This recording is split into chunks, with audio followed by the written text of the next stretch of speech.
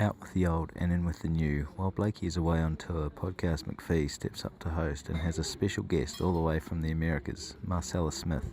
Don't worry, the GRQOTW wasn't missed, and we also hear Marcela's 4 most commonly misunderstood rules, as well as a couple of her own Clubland stories. So whether you're in your car or going for a walk, enjoy this episode of the Golf Rules Questions podcast. Stuart's one of our highest ranked working rules officials that we have, one of the best we've got, and he knows his stuff. Hello and welcome to the Golf Rules Question podcast, episode number 98. We are getting very, very close to that milestone of 100, which will be a fantastic achievement for this podcast. Blakey is away doing what he does best, and that is working for the Asian Tour as a referee, having just finished the International Series England event, and he's currently in St Andrews, ready for this weekend's event as well. Well, this is Stuart McPhee here, which is I'm normally the other guy on the Golf Rules Question podcast, but it's me today in the driver's seat, ready to run ahead with episode 98 today. With Blakey away for a few weeks, I've decided to take the driver's seat and run with the Golf Rules Question podcast, but you cannot do this podcast on your own.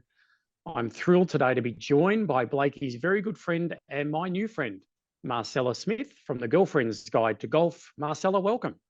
Thank you. Nice to be here. You said Blakey's away doing what he does best. And I don't agree that that's what he does best. I mean, he is very good at officiating, but what he really does best, honestly, is backward flips off of a boat in Lake Tahoe.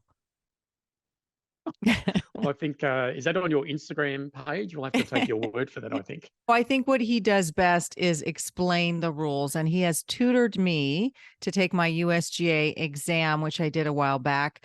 And he's a phenomenal support for anyone wanting to understand, comprehend, and conquer the rules of golf. And that's what he does so very well. So I'm sorry he's not here. I was on episode 50, and I was hoping I'd get to be on episode 100, but here I am at 98. That's all good.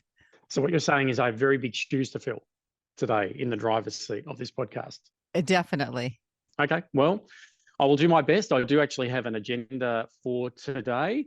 We will answer last week's Golf Rules question of the week. We'll do that in just a moment. I'm going to actually hand it over to you as well. You do a lot of teaching on the course, a lot of beginner golfers as well, just getting into the game. I'd be very interested to hear from you about your experiences with that and what you see as some of the really common, very, very common rules misunderstandings. And if you can able to share that with us. We have some Clubland stories. They're all from you as well, some of your experiences. And I know a lot of people writing to you asking for you to help give the ruling on a particular situation. So you have some of those. One's a very good one that we'll share with everyone today. I'm actually going to go through some of the community questions on Blakey's YouTube channel. We'll go through some of the answers there and actually provide you an insight into what percentage of people got those correct and incorrect. And then I'm going to hand over to my special guest today, who will finish us off today with the Golf Rules question of the week for this podcast episode number 98. Well, with all that said, I'll better just repeat the Golf Rules question of the week from episode 97. And Marcelo, I think I'm just going to throw it to you without notice and see if you can provide the answer to this. The question is, Blakey and Stuart are playing in an individual stroke round at Wombat Hills. On the 9th hole, Stuart's ball becomes embedded in the putting green after his second shot. Not knowing what to do, foolishly, he asks Blakey, who jokingly tells him that he must drop the ball within a 1 club length relief area on the putting green, no nearer the hole. Well, this makes a lot of sense to Stuart, so he does just that. Blakey then notices Stuart's ball is on the green, away from the embedded spot, and with no ball marker down. Blakey tells Stuart that he was only joking and that you cannot get embedded ball relief on the green. How must Stuart proceed, and are there any penalty strokes to either player? Yes. Well, how many penalty strokes can we assess him for being rude and trying to trick you? I mean, that's got to be like a DQ thing for intentionally trying to manipulate and trick a fellow competitor. I think that would maybe fall under the serious misconduct under Rule 1.2 or something. The committee could probably look at that. But anyway, not today.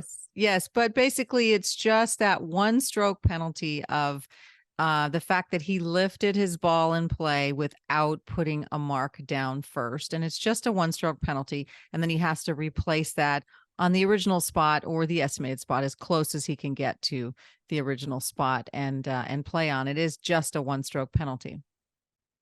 Yeah, so when he dropped the ball on the green, thinking he was taking embedded ball relief, and now the ball's effectively in play somewhere else, he is able to pick that up without penalty and put it back on the spot.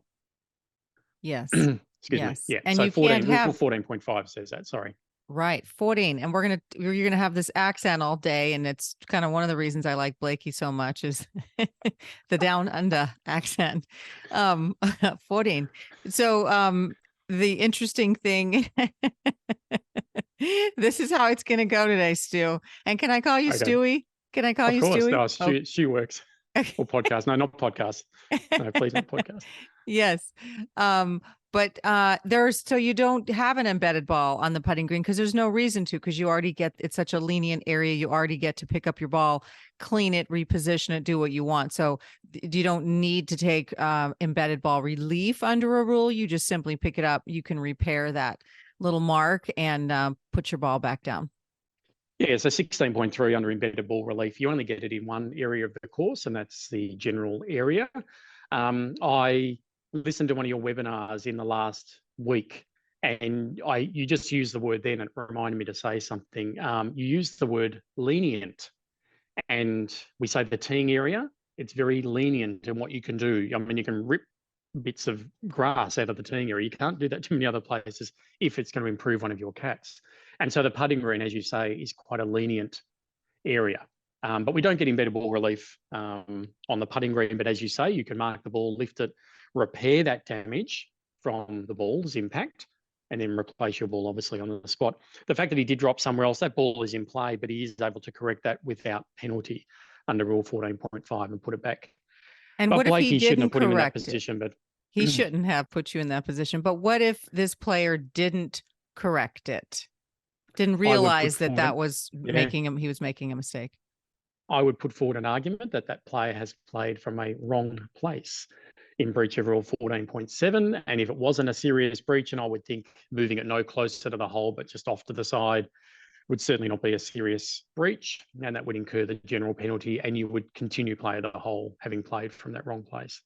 Yeah. So then you'd really have some words to Blakey putting in that position. Exactly. Yes. So there's a few rules in play there, and the one that we didn't actually mention the rule number that actually gave us the one stroke penalty was Rule 9.4, and that is lifting the ball in play, requiring it to replace it and not putting a ball markers. That's 14.1 and 9.4. There is an exception to 9.4. In fact, there's 5 of them, but one of them is you are allowed to lift the ball off the course if you intend to apply a rule, right? Take embedded ball relief, but Stuart was unable to take that rule or take that relief in that situation. So that exception did not apply. Okay, so well done. Thank you. And I know that Blakey has a lot of people write in and provide the answer to that Golf Rules question of the week through the YouTube and through other socials.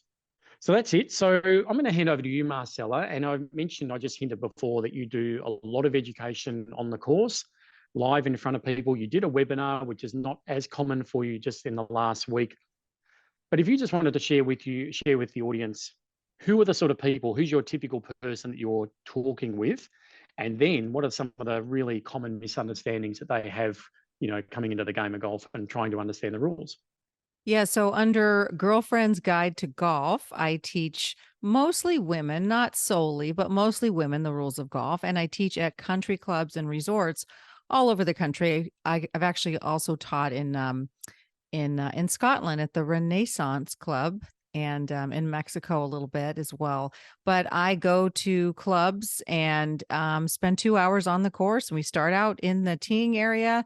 We start before that and talk about preparing for your round and how to be on time, how to have a great pace, and a lot of tips on how to really understand pace of play and what it's going to mean to everyone else behind you that day, and how to execute and stay on pace. And then we just start out in the teeing area and we talk about provisional balls and accidental hits there, all the things that can happen in the teeing area. Move on to an unplayable lie somewhere. Talk about that penalty relief that we can take and those options, and then some free relief from abnormal course conditions, cart paths, embedded balls. We talk about reasonable stroke, which I've done a video with Blakey on in Tahoe. That was a lot of fun. And but whether or not you're always entitled, and the answer is no, you're not always entitled to free relief from an abnormal course condition if it's not a reasonable stroke. So we talk about that and just kind of make our way through bunkers, penalty areas, and all the other situations on the course till we get to the putting green. And then we spend a lot of time there talking about etiquette on the putting green and around the green and parking. And so I have a level 1 and a level 2, and the level 1 is a lot more about etiquette and foundational things and basic rules. And then level 2 gets a little more in depth into the rules. And but throughout these 2 hours in each of those cases, we are, taking questions, actually taking drops, going and standing behind a tree, trying to find our nearest point of complete relief from a drain, doing all that stuff. So it's a really helpful way to learn the rules, especially if you're newer and you didn't grow up, because a lot of women can be, very athletic and quickly develop a great golf swing. But these other elements that are so important, which is caring for the course and that golf course behavior or etiquette, and then of course those rules, those nasty little rules, we don't get them necessarily as quickly maybe as we develop a nice swing. So trying to keep all of those elements together to help you on your path, because if you're just a great ball striker, you're going to get into some trouble if you don't know about all this other stuff. So that's kind of what I do. And I've been doing it for, I want to say 5 or 6 years. Time goes so fast, I don't even remember, but it's been a bit now. And it's a blast. Wonderful. It seems like some of that training you're doing is actually what a club could do almost as a part of induction. You talked about pace of play and the etiquette, which really has very little to do, or pace of play can be in the rules, having a pace of play policy, but some of those things that aren't written, those unwritten rules like etiquette, and which is great. So you actually obviously talk about some of those things before you even get into the rule book, don't you? And just how to get them around the golf course at a reasonable pace, doing the right thing, looking after the course and things like that. Yes. And there's so many COVID golfers, especially women who picked up the game during COVID because they needed something to do and it just exploded. But because of that, the pros at the country clubs and the golf courses were just trying to, kind of manage all of these increased tee times and all the wear and tear on the course and everything else that came with this explosion. And so they didn't necessarily have time to create this curriculum for new players and sort of nurture them along. And so fortunately for me, but unfortunately for, hundreds of thousands, if not more, golfers that are new, they're not getting that. They haven't been getting that. And I have to tell you, as you know, Stu, on the internet, you can sit there and go searching on YouTube and you're going to find some stuff, but it might not be up to date. It might not be accurate, and it might not be a complete story because you get this one line bullet, right? And those aren't enough, as you know, someone who educates on the rules. So it's you can go searching in there, but you still might not get what you really need. So I think really helping people with that foundation, the way you and Blakey do, it is so important. And as you could appreciate, and I can appreciate from doing this podcast, as often as we do, it's on the course where I think the greatest understanding happens, isn't it? It's when you are physically showing someone the ball in the grass, the ball in the bunker. That's where the real understanding happens, I guess, the greatest understanding. Yes. And I think there's a real disparity between a man who's played off and on since he was young and has been around the golf course. And for some reason, men have more of a photographic memory for holes and scenarios, maybe than women do. And so definitely women like being there and seeing the ball in the middle of a bush or right against a tree and not having to picture how that's going to work, with their unplayable options. So yeah, it's really helpful to be on the course.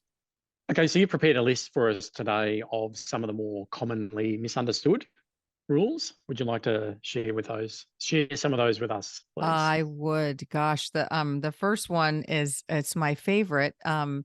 And it becomes all the ladies' favorite, the newer players. Do you want to take a guess at what it is? I don't know if I already told you, but I don't think I did. So take a guess at what the most helpful rule is for a newer player. I'm thinking playing a provisional ball, but could easily not be that. No, I'm stumped. Stroke and distance. And it's not such a help to you because men tend to say, in fact, on my TikTok, I've got Instagram, TikTok, Facebook, the whole shebang. And when I post things on some of those platforms, some men just jump in and disagree. And so they get mad when I tell ladies, hey, stroke and distance 18.1 is your best friend because you can use it anywhere on the course at any time. Your ball could be sitting in the middle of the fairway, downhill lie, thick rough. It can be in a bunker. It can be anywhere. And you can go back to the location of your last shot and hit again for one penalty stroke. Number one, people don't believe you can do that with a ball in a bunker. They all go, no, it's 2, or you can't do it at all. And then men yell at me online saying, why don't you just teach the ladies how to hit bunker shots? Well, let's start with, I'm not a coach. Okay. So I can't teach them a swing. And they'll get that later. But sometimes ladies, to speed up pace of play, which is obviously the most important thing in golf, sometimes it's easier for them just to go, oh God, I got in there. Let me drop one right now under stroke and distance at a substituted ball, another ball. I see it plugged in the bunker. It's ugly. I can't deal with that. That bunker's, 7 feet high or whatever, right? I don't like it. Let me just take a drop right here at knee height. And so for that reason, it's fantastic. One stroke for them. We keep our pace going. And when they get up to the ball, when the other ladies are nearby, they can grab their ball, rake their bunker, and they're done. Such a time saver. But men, hate to say, go, oh no, I don't want to lose all the distance. Well, yeah, if you're hitting your shots, 320 yards, okay, yeah, you've lost distance. But the ladies might not necessarily be losing all that distance. Just saying. Yes. So we know how many exceptions there are to so many different rules. And it's one of the situation you've just mentioned. It's one of the very few always in the rules. You always have that option. You always have the option to proceed under stroke and distance, regardless of where your ball is on the course, unless it's in the bottom of the hole, obviously. Yeah. But it's one of those very few always. So that's a really good one to keep in your back pocket, isn't it? It is. And so that's one of my favorites. It's the most common misunderstood rule, period. And I actually taught at a club in Northern California, and I give handouts in my clinics. They have handouts. Everything has a rule reference number. It's got little bullets, some images. It's super helpful with lots of tips on pace of play. And so we give them lots of resources. And this is one of the things it's important that I teach, from starting out from the teeing area in lots of places along the way. And literally this woman ended up in a match against a really senior woman who'd been playing for 35 years. And the woman's like, you're wrong. You can't take it out of the bunker for one stroke. And she goes, well, I just learned that in Marcela's clinic. The woman goes, she's wrong. You're wrong. You can't do that. And made this gal cry. So even though it's in black and white and you can look it up under that rule, people can't grasp that you can take it out of a bunker. As you've mentioned, but there's that whole not a stigma, there's that whole misunderstanding, as you say, about not being, you got to play it from inside the bunker. You're in there, you're stuck. There's no way you can get out. Right. Interesting, that conversation between that very senior player and the perhaps newer to the game, almost some intimidation there and not knowing her rights as someone in that match and being able to proceed however they want. And if the opponent doesn't like it, they have, options at their disposal to request a ruling or something like that. Yeah. And I think that a lot of the people that listen to this podcast are rules officials, newer rules officials. In fact, I happen to know someone who's PGA Tour rules official who listens to you guys every week. A big wig, even higher ranking than you, Stu. Well, that's not saying much. So and club pros, club pros who know the rules and want to learn a little bit more. I think a lot of them listen to your podcast, and I think that these are the things that they're a little bit out of touch about how women are welcomed, so-called, not so much welcomed into the game, and how challenging it can be, and how the intimidation factor from other women who are very good, low handicap senior players, and from men. And that's one of the reasons I do what I do, because I want them to not feel intimidated. As long as your pace is good and you are caring for that course, you can't ignore the damage you're causing and damage other people left. You see it, you fix it. Okay. Fix it right. Whether that's the bunker or out in the fairway or whatever, you fill that sand, right? So if you're doing that and you have a good pace, then you have every bit as much of a right to enjoy that golf course. And so that's what I want. I want people to be considerate and feel, welcome people more, and have these ladies feel like, okay, you're not going to intimidate me. I know I can do this, and I know I can be here as long as my pace is good, Exactly. Not holding up the field. I still had someone not so long ago ask me about the decisions book or something to that effect. And, that's before I even started learning the rules. So that just shows how set in their ways, I guess, they can be sometimes. Do you ever think about how many times your name is mentioned on golf courses throughout California? Marcela told me this. Oh, I hadn't thought about that, but I guess you're right. No, you're right. Probably a lot.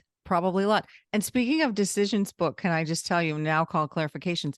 So a lot of the people that are going to be watching this podcast will be newer audience to you guys, because I'll be sharing it on my channels and stuff. But, we all know about the regular rules of golf book.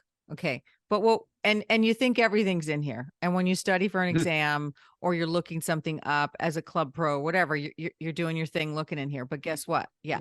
It's this sucker. How about the thickness, the difference? Yeah. That's the real deal. And this is a whole other ball of wax. And I think that what separates someone like Blakey and you from me is that I'm like here. You guys are here. In other words, here's the rule, and yet there are some clarifications. There are some exceptions and rulings, and this thing happened in whatever year, whatever situation, and here's how you deal with it. So I think that's what makes golf so hard too, is that there's so much to it. There's all these exceptions and little, right? And that's why I think it's so important that when people are asking you a question, their audio question, they can ask here on your website to say, hey, this thing happened to me out there. Or submitting it by texting or messaging Blakey on Instagram or whatever channel, is, where was my ball? What area of the course was my ball in? Properly term that. And it wasn't in the junk. And the rough isn't significant, right? General area is rough and fairway and bushes, right? So where was it and what happened? And what's my format? Is it stroke play or match play? And is it, individual play, or is it a 4-ball? And you get to that. Okay, now you guys can go and answer that question. You're club pro at your club, a rules official. And if you're playing in a regional tournament, that's how they're going to get to answer that question, is if you give them that foundation. If you don't give them that, they don't know where to start. Right. So important to understand that. You are spot on. And that's how we word the community questions and the golf rules question of the week. It is individual, it's stroke play, it's a match versus Blakey and Stuart, whatever it might be. Okay, stroke and distance was your number one. Yes. And it is a really, really good one. What's number two? and that is your nearest point of complete relief. So most people think if you're going to get, or you're entitled to take, it's your option to take free relief from some sort of abnormal course condition, like a cart path, let's say. Most people think that you just, oh yeah, it's a club length. Well, it's actually, first it's your nearest point of complete relief, and then it's that club length. But you've got to find that nearest point of complete relief. And people want it to be in the nice side. They want it to be in the fairway side, or they want it not to be in a bush, or not to be up against a tree. And so they get a little confused, right, about doing it. So I think that one is, and this is men, women, low handicappers, right?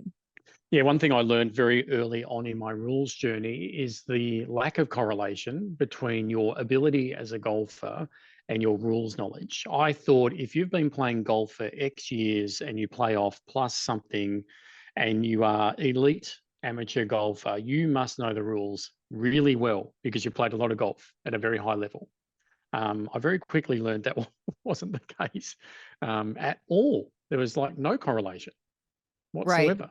And then I also think a lot of people don't keep up to date with the changes, and the changes were so grand for 2019 that a lot of people are just like, oh, throw up their hands.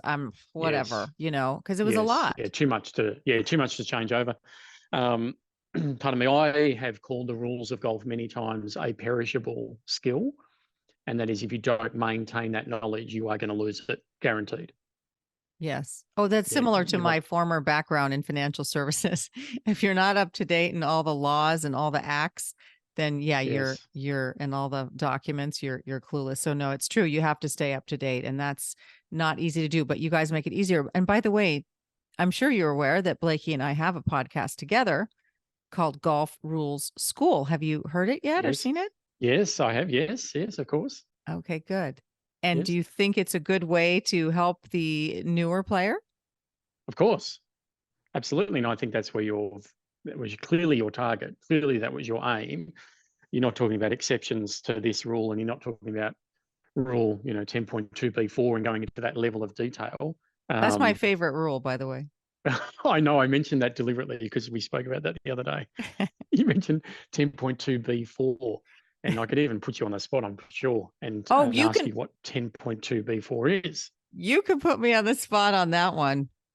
That one was so good because you know who the first tour player was that had the sort of biggest issue with it when it changed in 2019? The name, because it's not a real common. I had never heard of his name.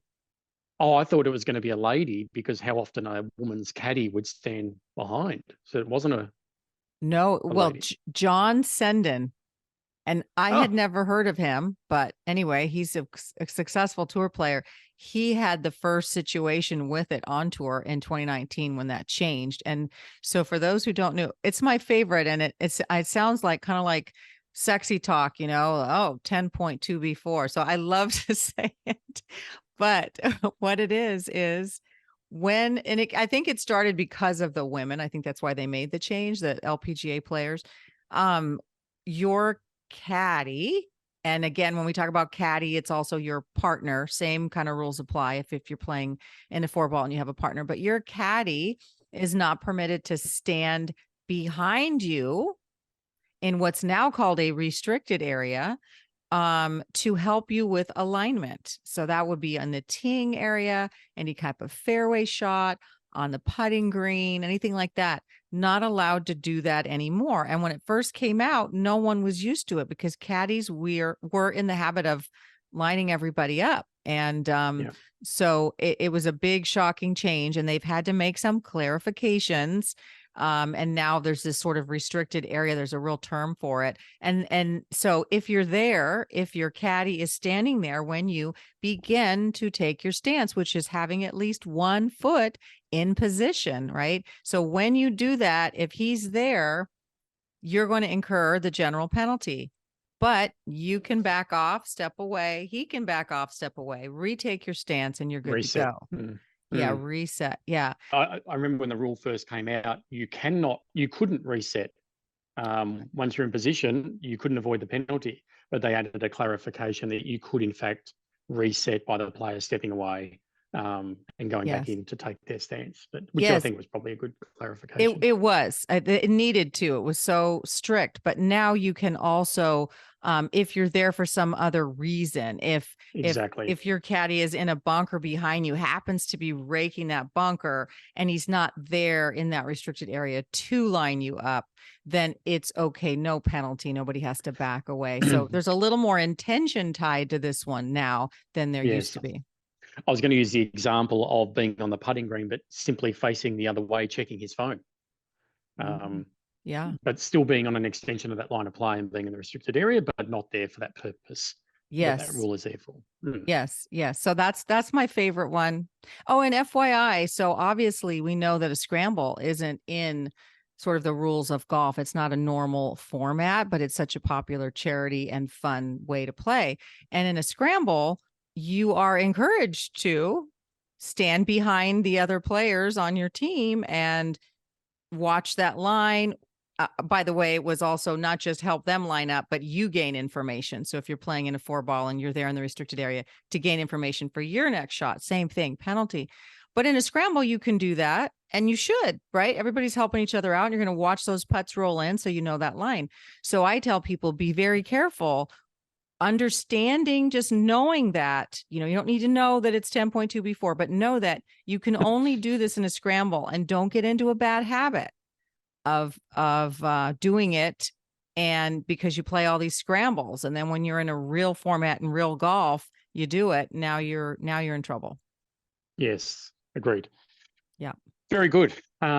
So your next one. Yes, please.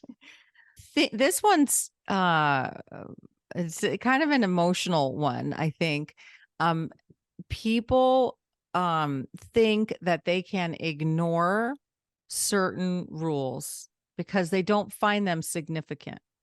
So ignoring them for themselves, kicking their ball if it's, in the rough a little bit, or taking it out of a divot, or picking up to identify it and not putting a mark down, or not being too careful about taking maybe a drop from a penalty area or something, not being careful about what height and where they're dropping, those kinds of things. Or sometimes, let me drop for, lateral relief from a penalty area, and you know what, it's going to roll and roll twice, so I'm just going to place it. I'm not going to go through that drop, right? So thinking that it's okay to ignore certain rules, but then they see somebody else do something, and then they're first to point out their finger going, oh, you can't do that.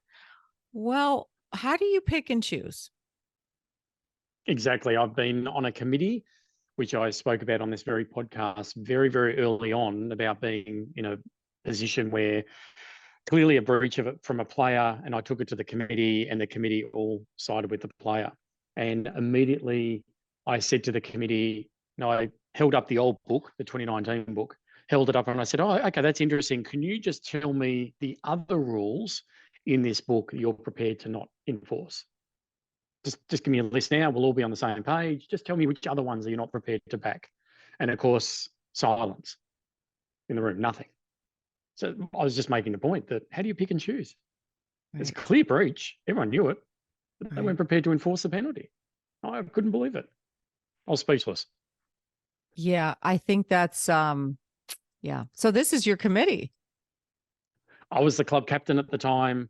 I could have just probably gone and done the penalty, and on reflection, I probably should have, but I thought, just nicer. It'd make me feel more comfortable if I got the backing of the committee for all of them to go, yes, that's definitely a penalty, no question, put it on. So it's a committee decision, took it to the committee and voted 5-0, no penalty. And that's when I've just held up the book and I've gone, can you tell me the other ones? And we know the committee is always right, even when they're wrong, and they were wrong on that occasion. Right. Yes. Yeah. And I think that's why it's so helpful for not only people to know the rules, but then to be able to, reference them like in a little booklet or whatever, like this one, for example, but be able to just pull it up so that you're not going, hey, that's not right. But you're actually going, I think it's right here, 10 point whatever. Right. And you're showing it to them so that they can see it in black and white. And then you're not calling them. It's like, let me just bring it to your attention. And then you can call it on yourself. Because golf is a game of integrity. Yeah, at that basic level, that sort of level 1, getting into the game, do you even mention playing a second ball in stroke play if they're unsure of how to proceed, or is that just going to complicate it that bit too much? Yeah, so I wait until I get those advanced questions. So sometimes in the level 1, I have some people who've been playing a little bit longer, and so I'll get the questions. So when the questions come in that a slightly higher level, then we go over them. And I do provide it in my handouts, but I don't always talk about it because I do say it's a little bit complicated because, it is complicated. It's definitely in our level 2. And when you can play that second ball in 20.1, is it C? C3, very good. Ooh, okay. Versus in match play, right? Which I guess is B. Right? 20.1 B2 is requesting a rule. Okay, B2. Yes. Okay. So anyway, I do explain that there's a difference and just making sure that they understand that you can't always play those 2 balls in. But yeah, we usually bring it up in level 2, and that's that's a little complicated. And that's why I think if you're newer to the game and you're learning to have a great swing and you just love it and you want to be out there and you want to wear all the matching outfits and do all, be involved in the camaraderie and all the fun and fluff and beauty that women get in our tournaments because they're so pretty and the food's amazing and so much color. Yeah, it's amazing. So you should pick a partner who is seasoned. It's not necessarily the one who's going to look the best in the same outfit as you. It's really the one who has competed before, and she can give you some advice on, hey, right. So I that's what I like to recommend. And then 4, and I know you guys have talked about this a lot. Thinking that you can declare a ball lost. That's definitely top 2 misunderstood rules in the world, and just going, oh yeah, that's a lost ball. Yeah. Saw one of my first videos I did for Blakey was Charlie Hull playing in Dubai, I think, and ball search, not 3 minutes yet. And then she, excuse me, was saying, oh, look, I'll go back and play another one. And they've gone, oh, hang on, I think it's here. She goes, oh, well, it doesn't matter now because I've called it. That's what I think she said, that I've called it. In other words, I've already determined that ball is lost. I can't now play it.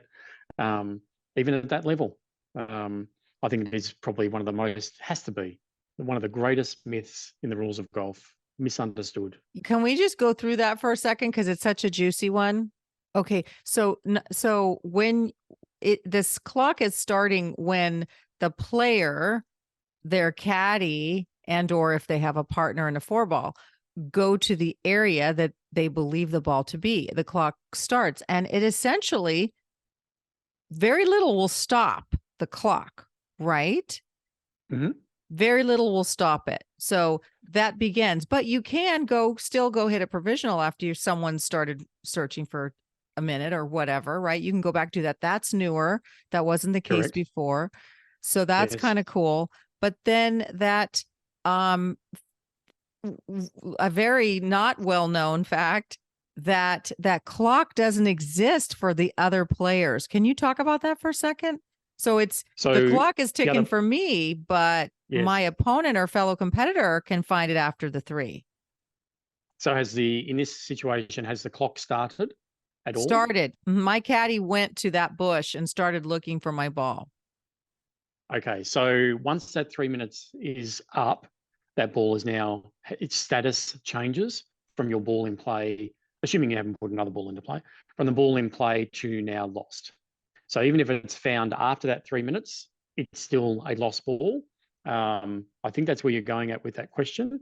Someone else can find it, but it doesn't matter, it's lost. Is that what you mean?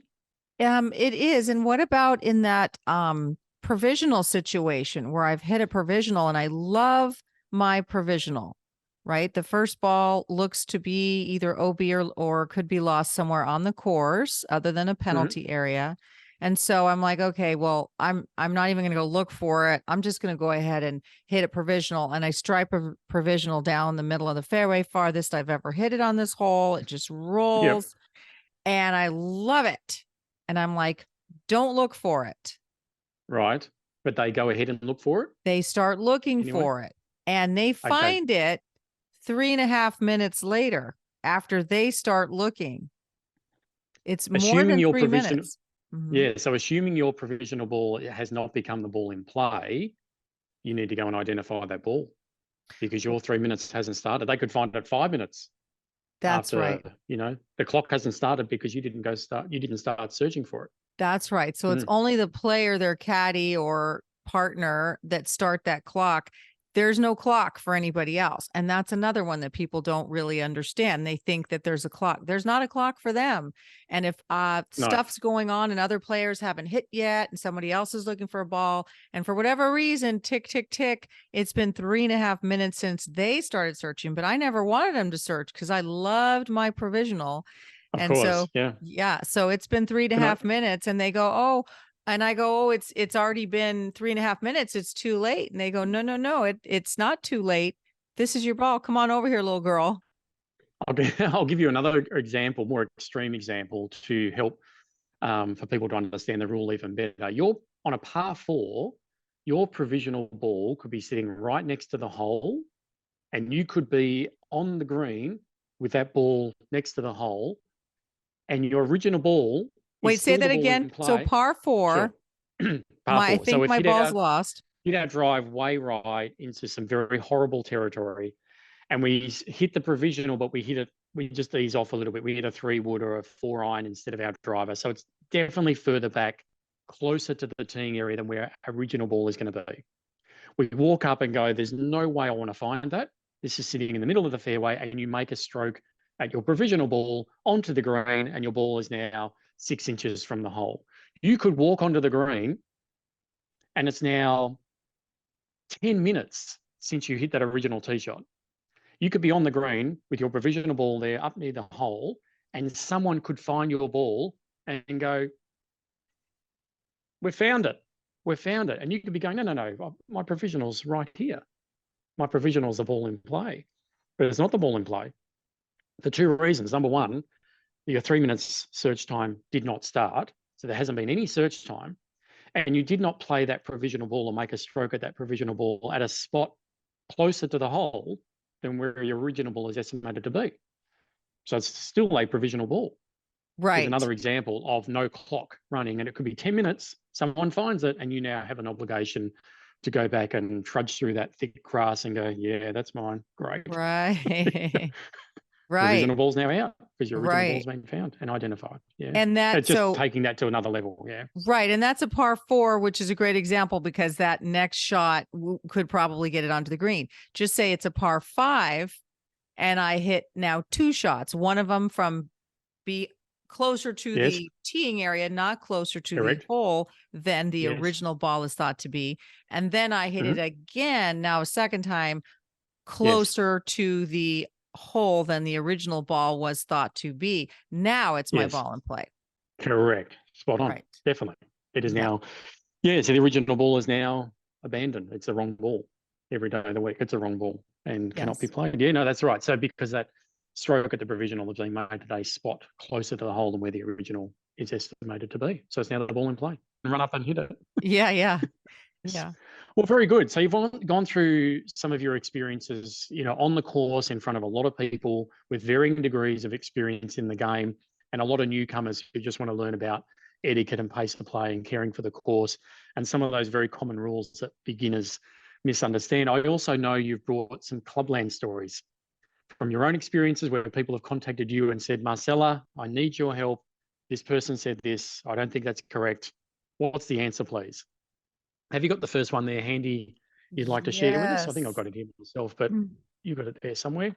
Yes. So this just I think it was 2 days ago. Kathy, who's a sweet gal and does know a lot about the rules. She said last week in match play, my opponent's ball was in a red penalty area. Her stance was outside of the penalty area, which is in the general area in this case. And she was standing in temporary water to try to hit that ball as it lied in the penalty area. And so this opponent wanted to get free relief for having to stand in this temporary water, this little puddle. So the question is she entitled to that, or what are her options? And so what did the player actually end up doing? Do you recall? Luckily, the player took lateral relief because she thought about going, well, I guess they had some discussion about back on the line and they weren't agreeing, which is another thing people really get off on their direction with back on the line from a penalty area for some reason. And so they talked about the option of going backstroke and distance, and thought, oh, it's just takes too long. Let me go ahead with a drop lateral relief within 2 club lengths of the point that it last crossed the edge, no closer to the hole. And that's what they did. Now, in this case, it got her out of this puddle somehow, so she was fine. So she did the right thing, no issue, no penalty. But later on, they're like, I really think I should have gotten free relief. And they went into the pro after the fact and said, Kathy told me that this is what I needed to do, but I really think I should have gotten. So turns out, Kathy was correct, but she could have taken her drop within that 2 lateral club lengths of where the ball last crossed the edge of the penalty area. And then at that point, when the ball was now at rest, if she had some sort of interference now from temporary water, well, now she's got an option to take relief from that. But that is nearest point of complete relief in the general area. She can't end up with a stance. Even if she liked her stance, she couldn't end up with a stance inside the penalty area. It has to be complete relief from that abnormal course condition. So the player's ball was lying in the penalty area, but their feet were standing in temporary water in the general area, and they go, hey, we get relief from abnormal course conditions in the general area. Temporary water's in the general area. I'm entitled to free relief. But of course, Marcela, we know that's not the case. What do we say? It's not the location of the abnormal course condition that is important. It is the location of something else that's important. And what's that? The ball? Correct. Yeah, of course. Yeah, that one was too easy. No, it's the ball. It's the location of the ball that is everything. And I think there's a common misunderstanding, even amongst rules officials, because I've seen it, unfortunately. People think you cannot get relief from an abnormal course condition in a penalty area. But if your ball's in a general area and you're standing on a sprinkler or a steel grate inside a penalty area, but your ball's in the general area, you're entitled to free relief. But they see that drain or sprinkler, oh, no, that's in the penalty area. You don't get relief for abnormal course conditions in the penalty area. You can get relief from abnormal course conditions anywhere. It's where your ball, location of your ball is everything, not the abnormal course condition. Right. And I think that one, to just further clarify, so when you see an electrical box or a sprinkler head in a penalty area, and we say you never get free, unless there's a local rule, you never get free relief from that ball in the penalty area. Well, that is true. But that's if the ball was in there too, right? And so what you're saying Correct. is, yeah, your stance is in there, the ball's in the general area, so it's a general area rule that applies, not the penalty area rule. So therefore, spot on. Yeah, therefore you get to take that relief if you have interference with your swing or stance. So in the end, it sounds like in that particular situation, in that match, the correct result happened in the sense of they were able to work it out themselves, took lateral relief from the penalty area for the penalty of 1 stroke, and then whether they needed to take relief from the temporary water or not doesn't really matter, but they did take correct procedure. Yes, and for further detail, if they wouldn't have agreed on this ruling and they wanted to go in and say, look, she made me do it this way, but I didn't agree, and they're in a match, how does that go? So, you mentioned before about a more senior player and perhaps, for want of a better term, intimidating their opponent and saying, no, this is I've been playing golf, this is how you do it. If you and I were playing a match and you intimidated me and said, I know the rules, and you can't do this. And I go, oh, okay, I'll do that. I'll follow your procedure I've got no recourse because it's my ball and I'm choosing what to do with it, regardless of how I came up with that decision, whether you intimidated me or not.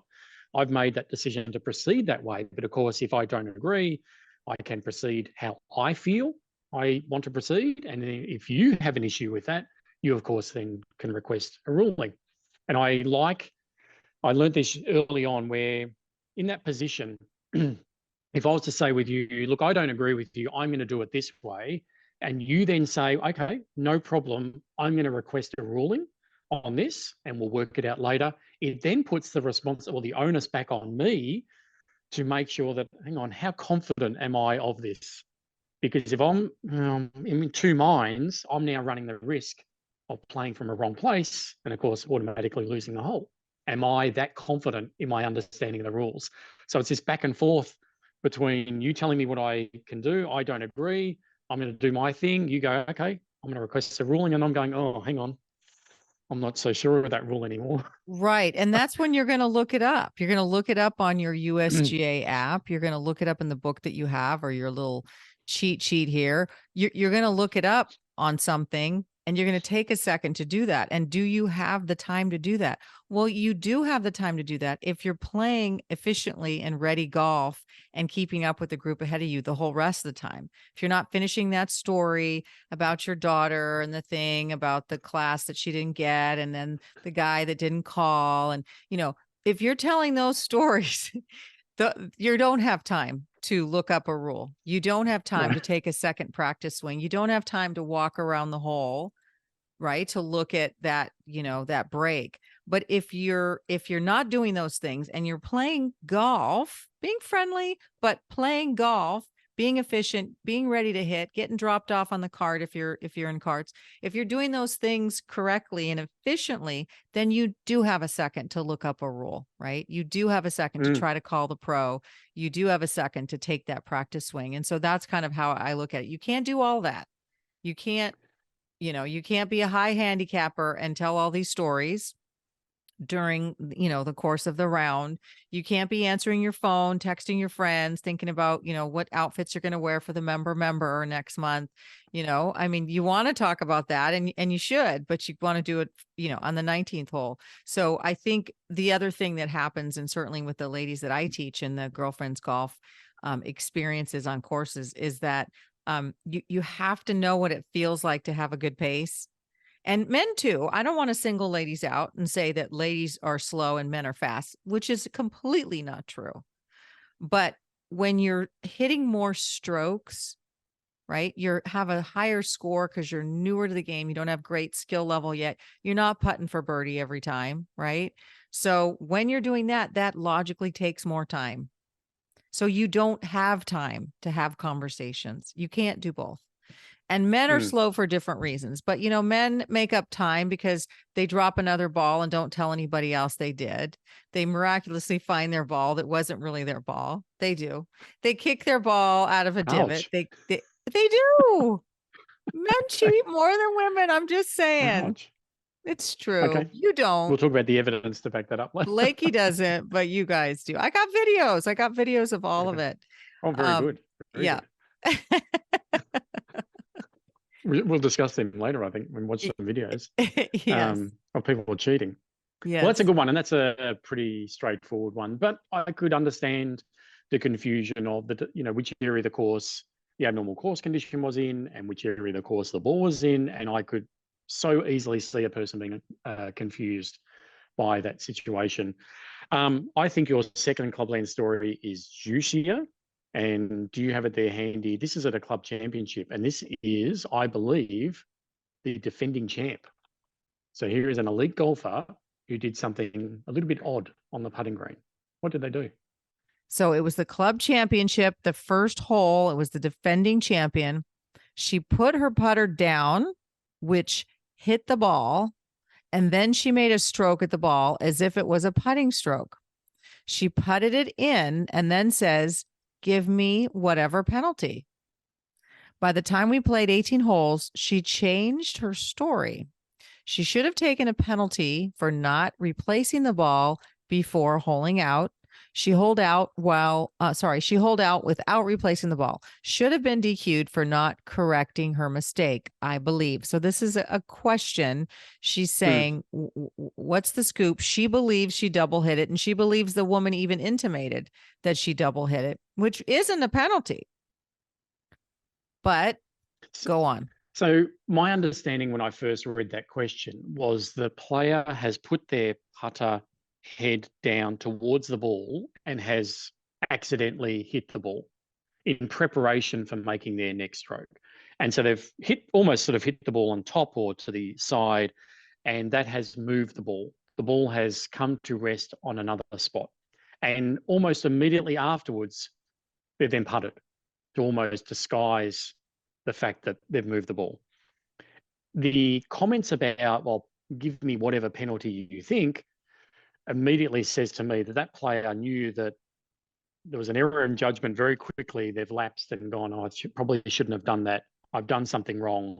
There was almost an admission of, I haven't proceeded correctly here. So my initial take was they've accidentally moved the ball on the putting green and then made a stroke with the intent for that stroke to count. That's a putt, that counts. But as the person has hinted at, they probably shouldn't have putted it from that spot. They should have replaced the ball from the spot where it just was. And in doing so, they've played from a wrong place. So I didn't see it so much as a double hit, which we know is allowed. It was more an accidental movement of the ball, not replacing the ball, and then making a stroke at that ball from a wrong place. Then if it goes down the wrong place path, you then have to determine whether it was a serious breach or not. And I suspect it moving an inch to the side or forward would not be deemed a serious breach. And you just hole out from having played from that wrong place. But of course, you do incur the general penalty. There's no penalty for moving the ball in the first place, but even if there was, it would be wrapped up in the general penalty for playing from a wrong place. I mean, the committee would definitely have to ask the player the question of, can you describe what happened?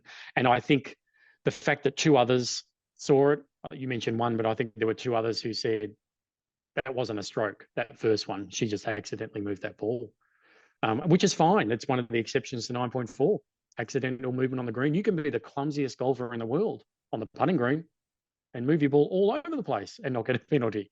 You can be that clumsy with it. Right. But you need to put it back. You need to replace it with no penalty. And I would suspect in this case, the player didn't do that. So no penalty for moving it accidentally, but there is definitely a penalty from making a stroke, playing from a wrong place, hole out, but you've got to add two for playing from a wrong place. Not disqualification, because I don't think it's a serious breach. Right. And so I think that serious breach thing is not necessarily super well understood. Now, 14.7, you need to always make the stroke where your ball just came to rest, right? Unless the rules allow you to put it somewhere else. And so if you don't do that and you put it somewhere else when you're not allowed to, you play from a wrong place. And rule 14.7 simply says in playing from the wrong place, you need to determine whether the player gained a significant advantage from playing from that wrong place. And you'll find in most cases, it's not.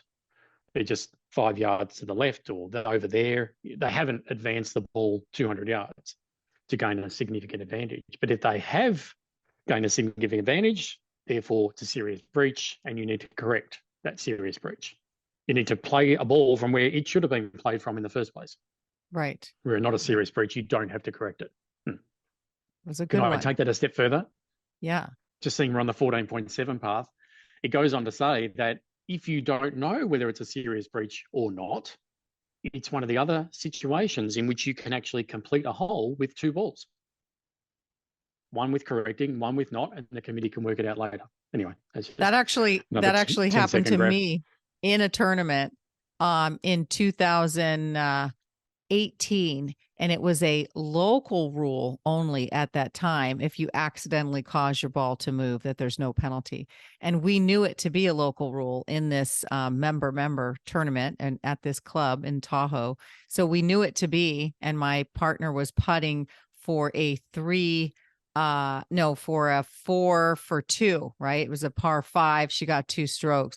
So she was putting for a 4-for-2, and she was so excited. It was a very short putt, and she was so excited that she accidentally tipped it and then went, whoops, and the ladies we were playing with go, they're ready to just be so excited because they're very competitive ladies.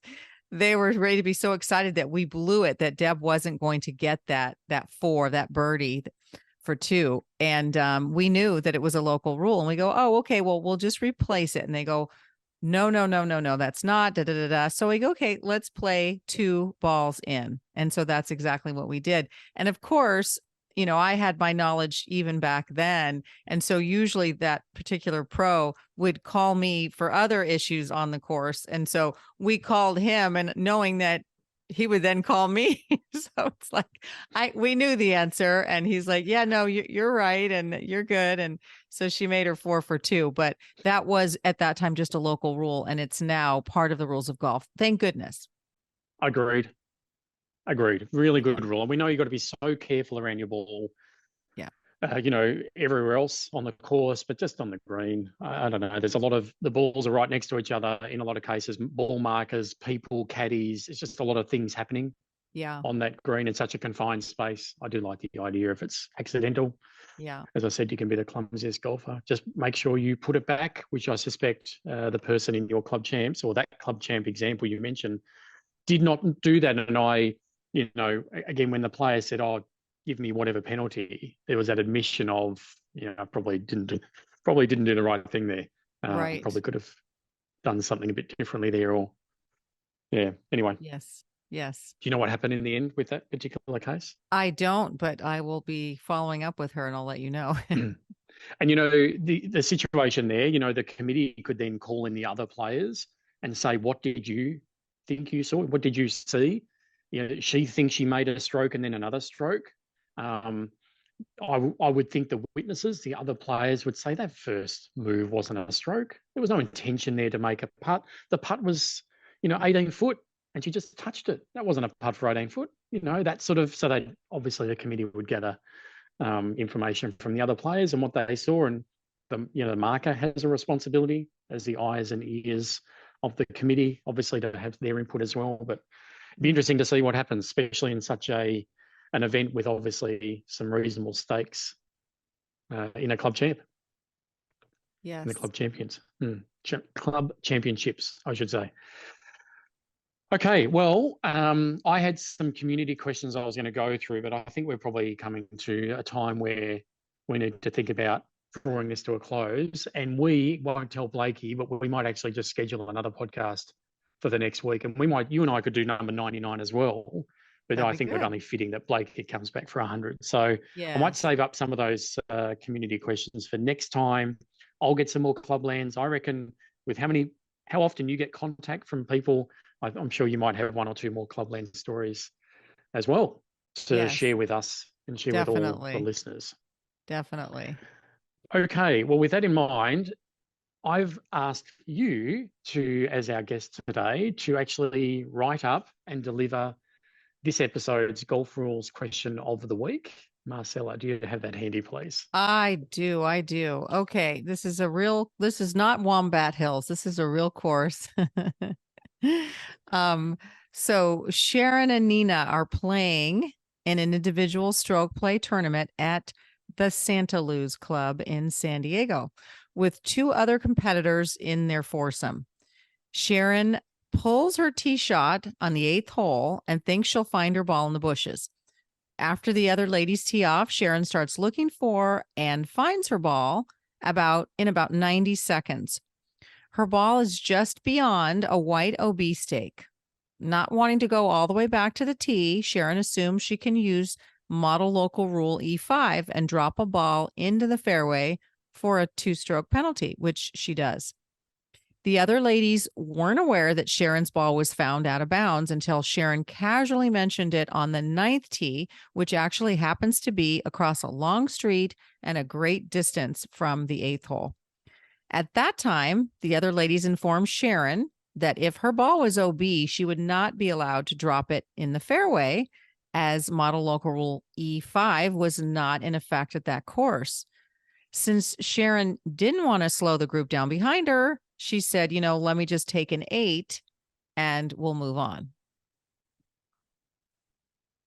There you go. So the question is, how does Sharon proceed? What is her score for that hole? Yes. What must she do? Yes. Very good. Wow. And that happened for real? No. That's a real situation. Oh, very But good. it's No, a you mentioned real the actual. course. No, that's good. Well, you mentioned the real course, and I thought, oh, I think this may have happened. Poor Sharon. Anyway, no, thank you, Marcela, for delivering episode 98, Golf Rules Question of the Week. I know we'll have some people have a go at that. They can look up Model Local Rule E5 and see exactly what that is. That was introduced 2019, almost certain. Yeah. That Model Local Could have Rule. been 2020. I can't recall. So that Model Local Rule and how that may or may not apply to Sharon's situation on that 8th hole there. Thank you very much, Marcela, for the question. We'll get some people jumping in and trying to answer that. Well, Marcela, I must say a very, very big thanks. Thank you very much for coming along and spending some time with us on the Golf Rules Question podcast today, episode 98. I hope you've enjoyed it. It sounds like you have. It's been great to have you on, so thank you very much for your time. It's been super fun. Thank you. I'm a huge fan of yours, obviously, and Blakey's as well. So I'm excited. Hopefully we'll do another one soon, and hopefully you'll join us on the Golf Rules School podcast as well. That would be my pleasure. Thank you, everyone, for listening. Wherever you are listening to your podcasts or watching us on YouTube, it's been great to have your company. And we look forward to talking again, hopefully not too far away, on episode 99. Thanks very much.